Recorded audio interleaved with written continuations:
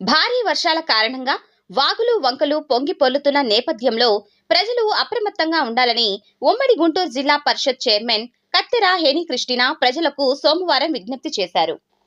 కృష్ణా పరివాహక ప్రాంతాల్లో నివసించే ఆయా గ్రామాల ప్రజలు సురక్షిత ప్రాంతాలకు తరలి వెళ్లాలని గుంటూరు జిల్లా పరిషత్ చైర్మన్ కత్తెర హేని క్రిస్టినా కోరారు.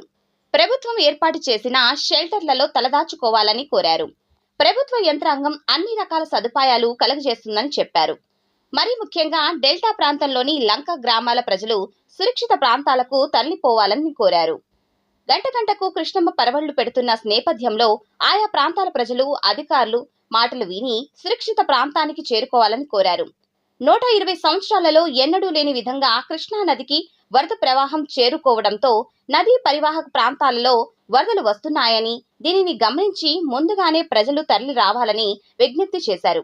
ముఖ్యమంత్రి చంద్రబాబు నాయుడు విజయవాడలో మకాం వేసి తెల్లవారుజాము వరకు విజయవాడలోని పలు ప్రాంతాల్లో స్వయంగా పర్యటించి ప్రజల యోగక్షేమాలు అడిగి తెలుసుకున్నారు అని, అదేవిధంగా ప్రజలకు అవసరమైన ఆహారాన్ని అందించేందుకు ఏర్పాట్లు చేశారని చెప్పారు.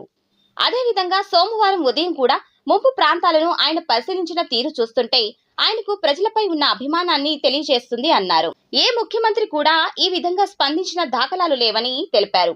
ప్రతినిత్యం ప్రజల మధ్య ఉంటూ యోగక్షేమాలు తెలుసుకుంటూ అధికారులను అప్రమత్తం చేసి కేంద్రంతో మాట్లాడుతూ కావాల్సిన సౌకర్యాలను కల్పిస్తున్నారని చెప్పారు. ప్రజలు అధైర్యపడవద్దని, త్వరలోనే యథాస్థితికి జనజీవనం వస్తుందని ఆకాంక్షించారు.